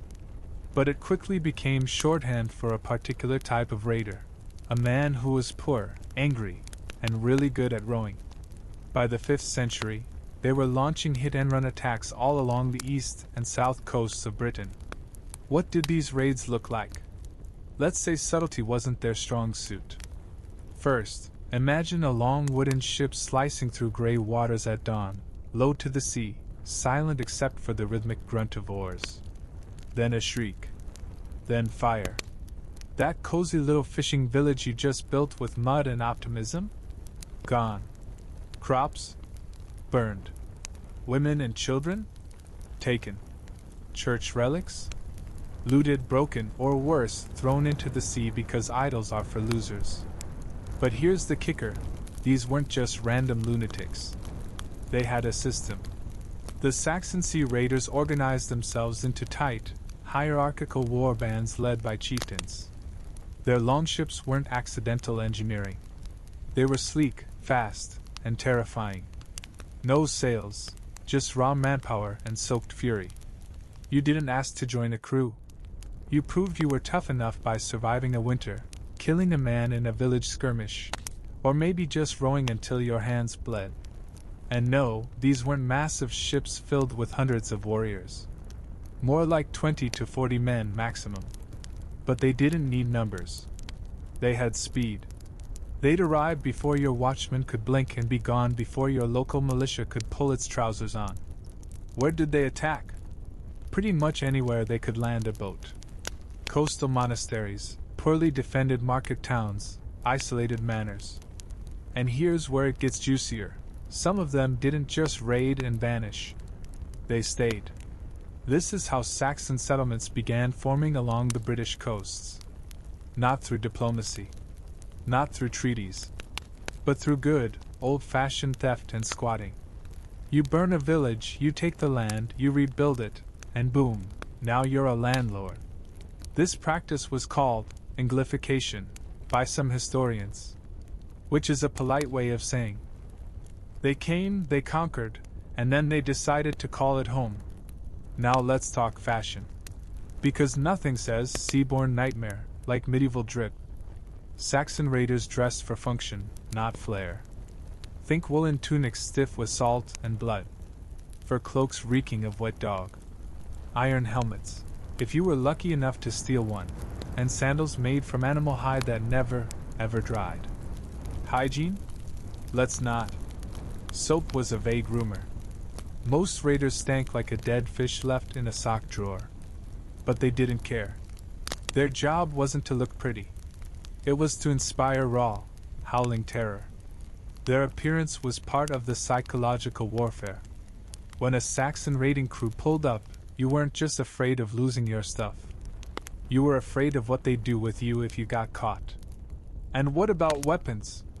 Ah, yes. This is where things got lovingly gruesome. The average Saxon sea dog carried a scramasax, a short, single-edged knife that was equal parts tool and murder stick. Swords were rarer, often reserved for leaders or those with a bit of loot saved up. Axes were more common, practical, brutal, perfect for cracking skulls or chopping through door frames. Shields? Round. Made of wood. Covered in leather. And almost always stolen. Because forging your own metalwork was for peasants. Real pirates recycled. And don't go thinking these raids were quick and clean. Often they turned into days-long campaigns, with the raiders establishing makeshift camps near the shore. These were filled with smoke, shouting, and livestock that didn't belong to them. They'd roast stolen pigs over open fires, divide loot, usually unevenly, and drink whatever fermented horror they brewed in a pig bladder. The hierarchy among raiders was brutal. There was no union, no benefits package. You either obeyed your chieftain or got stabbed in your sleep. Promotions were usually earned by killing someone more important than you. But here's the real nightmare fuel. Sometimes they didn't even take gold or livestock. Sometimes they took people. Slavery was a booming business in early medieval Europe, and Saxon raiders were deeply invested in it. Capturing Britons, Franks, and other unfortunate souls meant you could trade them inland for weapons, armor, or booze. Some captives were forced into labor. Others were ransomed back to their families, if their families hadn't been burned alive. And yet, somehow, this life attracted volunteers. Young men from poor families, criminals avoiding justice, even disillusioned soldiers. All of them found their way into the coastal raider lifestyle. It was violent, uncertain, and short, but if you were lucky, you could get rich. Or die screaming. Either way, it beat tilling turnips in the rain. By the mid-5th century, the Saxon threat became so persistent that coastal defenses across Britain had to be rethought. The legendary Roman Saxon shore forts were resurrected, or at least squatted in by desperate local warlords trying to play king for a day. And how did locals fight back? They didn't. Not effectively.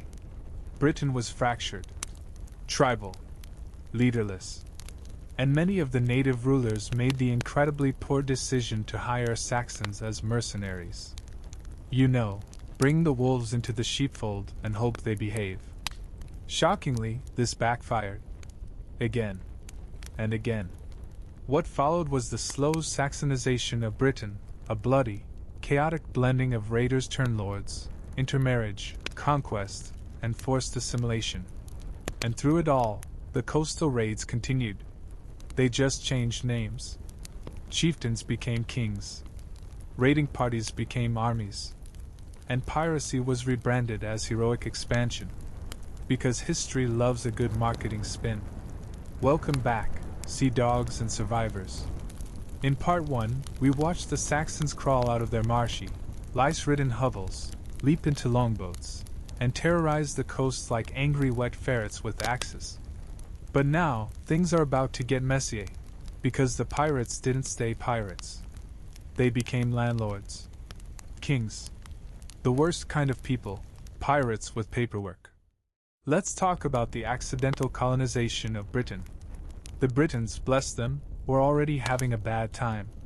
The Romans had left the building, the infrastructure was collapsing, and plague was doing its usual networking tour. Enter the Saxons, not as allies, not even as conquerors, but as invited guests. Local rulers, desperate for muscle, hired Saxon mercenaries to fight other invading tribes, like the Picts and the Irish. This was the medieval equivalent of hiring a pack of wolves to babysit your chickens. At first, the plan worked.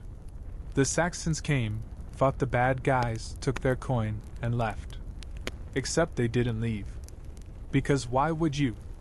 Britain had farmland, rivers, fish, confused villagers. It was basically a buffet for anyone with a sword and no sense of boundaries. The Saxons looked around and thought, you know what? This place is a bit of a fixer-upper, but it'll do. Soon, they started settling. Not one or two families. Whole tribes. The raiders became settlers. The settlers became landowners. The landowners became warlords. And the warlords started drawing imaginary lines in the mud, calling them kingdoms, and demanding taxes from people who didn't even speak their language. And so, the early Anglo-Saxon kingdoms were born: Kent, Sussex, Wessex, Essex, East Anglia, Mercia, and Northumbria. Sounds quaint now, like places you'd find on an English countryside tea tour. But back then, these were cutthroat microstates held together by blood, fire, and really untrustworthy cousins. What was life like under early Saxon rule? Imagine waking up to the sound of livestock being stolen again, your roof leaking for the 4th week in a row, and your local alderman demanding tribute in grain or daughters. There was no central government, no courts, no civil services. Just whoever had the most armed friends got to make the rules. These early kings weren't elected, and they sure weren't divine. They were usually the strongest war chief in the neighborhood, someone who killed enough rivals and married enough of their sisters to form a fragile, shaky kingdom held together with threats and goat bribes. And yet, somehow it worked. The Saxons brought order, but the kind of order that looks like a battlefield where everyone stopped stabbing for 5 minutes to plant barley. They built timber halls for feasting. Mead halls, specifically. These were the heart of early Saxon society. Picture a long, smoky room filled with shouting men, dogs underfoot, and a fire pit large enough to roast your problems in. This was where alliances were made, where warriors were rewarded, and where songs were sung about how great you were, often by people who wanted you to forget they tried to poison you last month. Food was simple: porridge, bread, salted meat, and the occasional fish if someone didn't drop it on the way back from the river. Vegetables? Rare. Teeth? Even rarer. And let's not even talk about bathrooms, because there weren't any. Just a very special tree and a lot of praying it wouldn't rain. But let's not forget, these were sea people at heart. Even as kings, the Saxons clung to the coast. Rivers were highways. Estuaries were power bases. Control the shoreline, and you controlled trade, communication, and escape routes.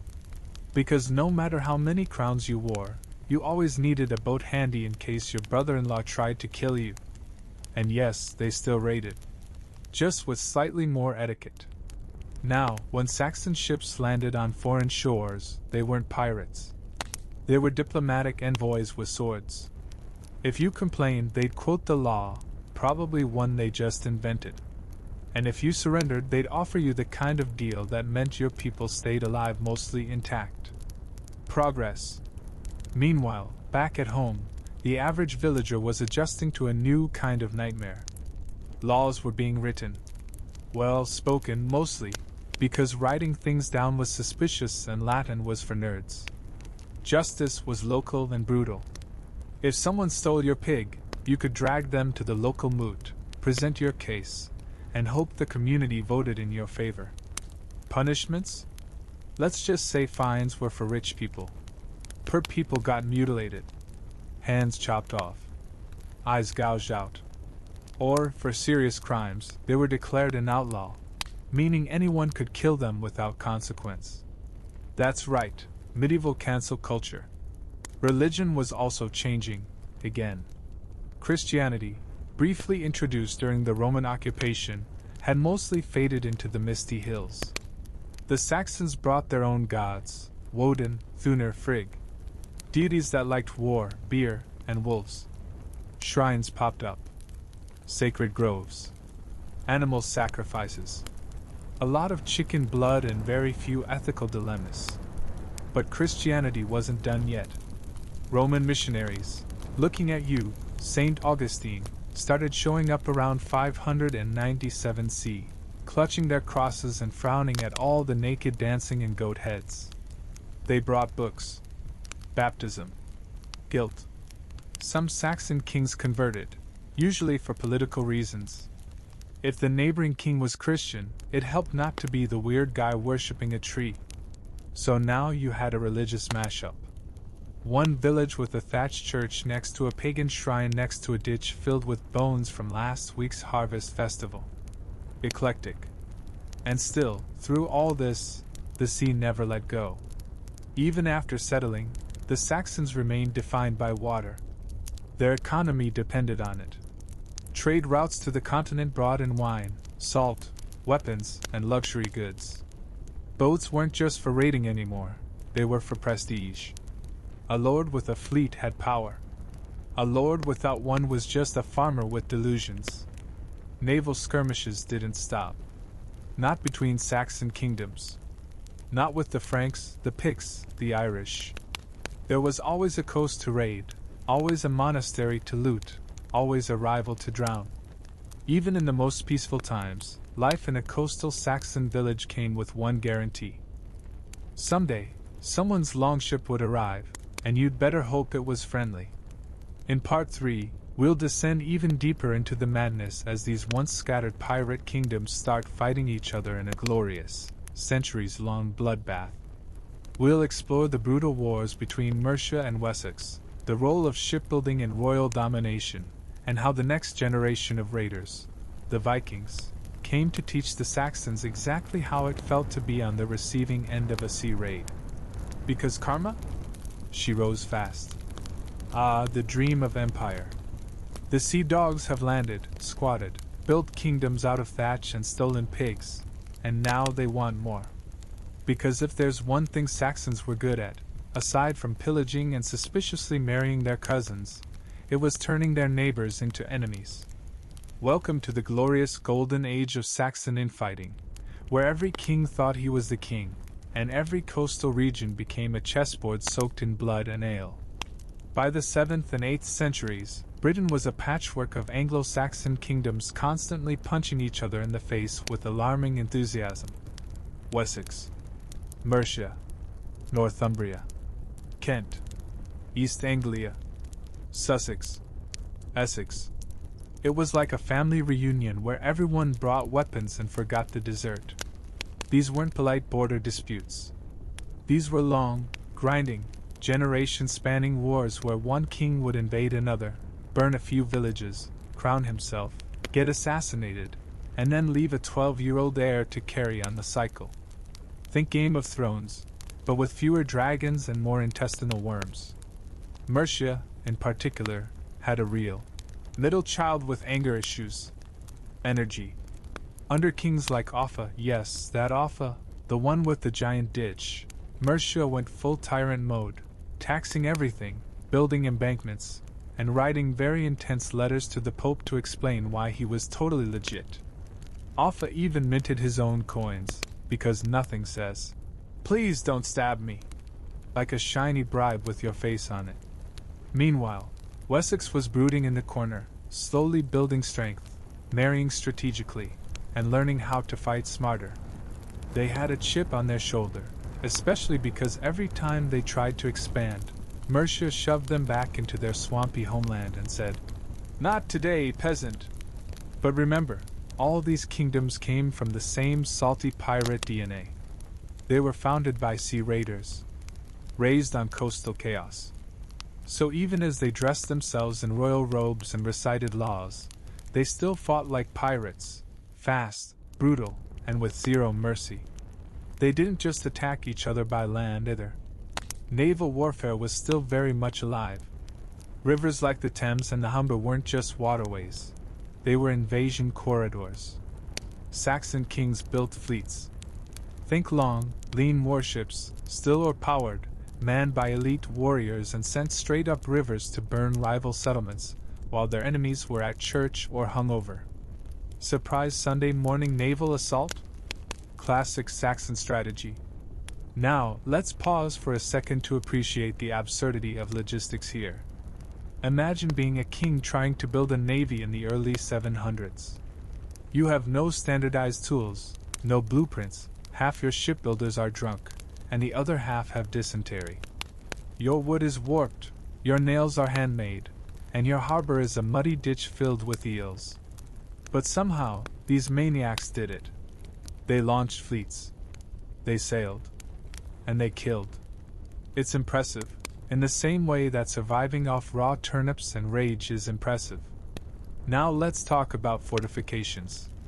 Because once your kingdom starts getting raided, you realize that maybe a few piles of wood between you and the screaming barbarians could help.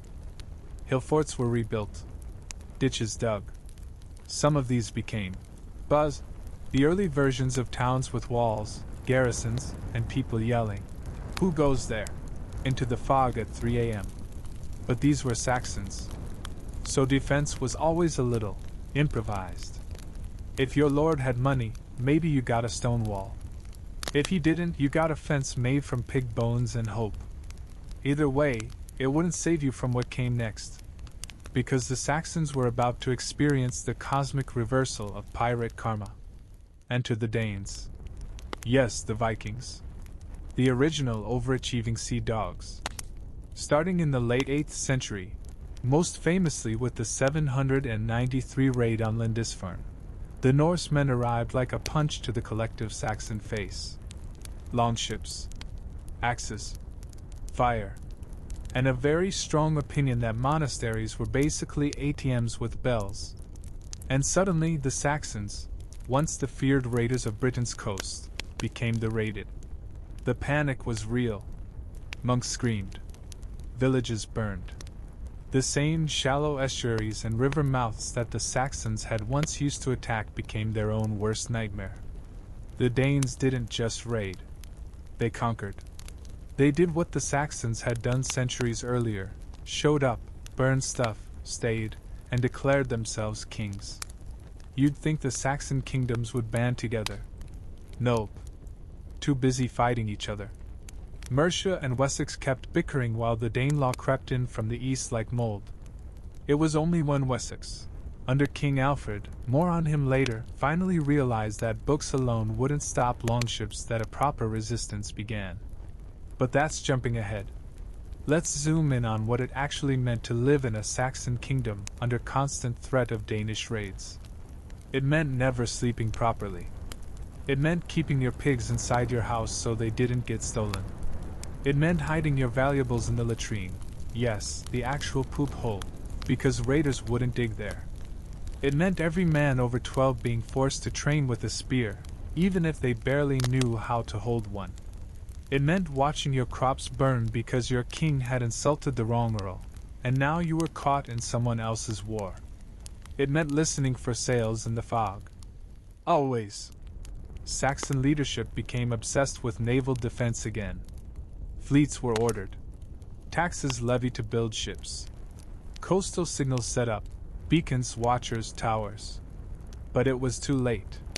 The sea had turned against them. Their own methods, the lightning raids, the river assaults, the coastal settlements, had become Viking strategy. And the Saxons? They were reaping exactly what they'd sown. In Part 4, we'll watch this once feral race of sea dogs crawl their way back to relevance. We'll explore the rise of Alfred the Great, the Danelaw, the final gasps of Saxon naval power, and how this once proud tribe of raiders became an empire that would eventually fall to another invasion entirely, the Normans. Because the sea gives. And then it takes. Here we are, the final tide, the last or stroke, the dying embers of a raider's dream. The Saxons who once ruled the North Sea like snarling pirates have been reduced to frantic shipbuilders and desperate prayer-chanting farmers. Their coastline burns. Their fields flood. And the same sea that once crowned them is now dragging them under. But in this chapter of madness and myth, one figure rises like a damp phoenix from the ashes of disaster. King Alfred. Yes, that Alfred, the only English king ever called the Great. Spoiler, it wasn't because he was a good hugger. Alfred inherited Wessex when it was teetering on the edge of collapse, cowering under the shadow of the Viking Danelaw. The other Saxon kingdoms had either been gobbled up by Danes or were in the middle of arguing over whose goat was sacred. Alfred, by contrast, was hiding in a swamp. Literally.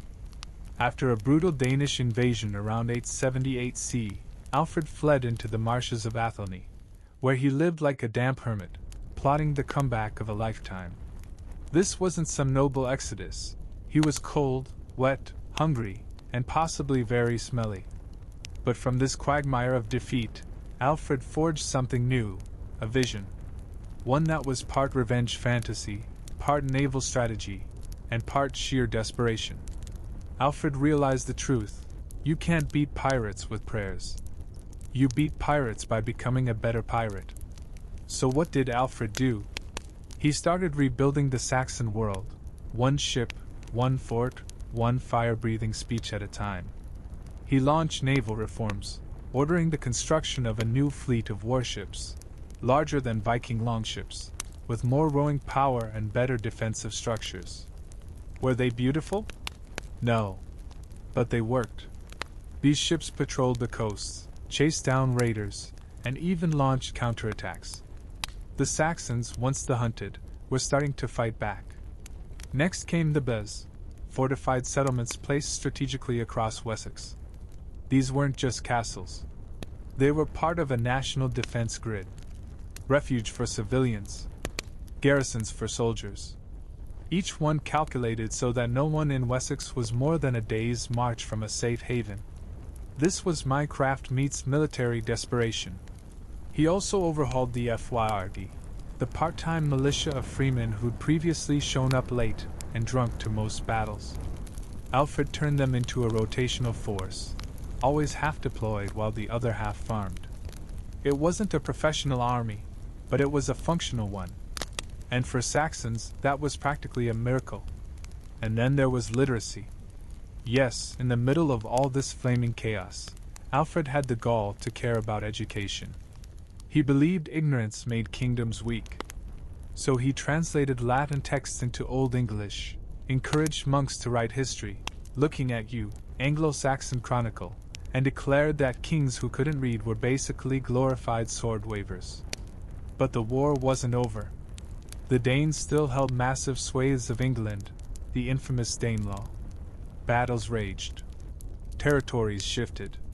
Pacts were signed, broken, and signed again, mostly in blood or very sketchy ink.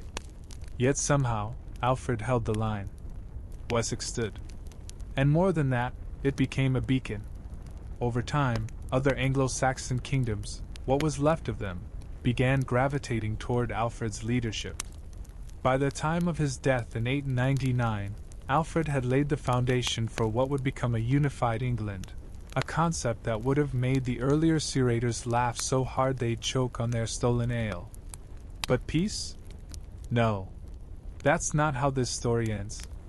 Because as the Saxons tried to stitch themselves into something resembling a nation, the sea was still watching. Still stirring. And somewhere across the channel, the next storm was gathering. The Vikings didn't vanish.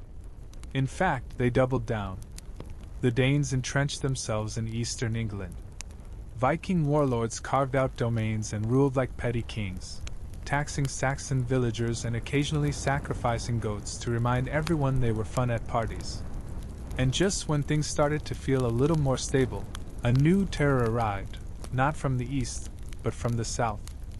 The Normans. Now here's the historical gut punch. The Normans were Vikings too, descendants of Norse settlers in northern France. But unlike the raiding Danes, the Normans had embraced bureaucracy.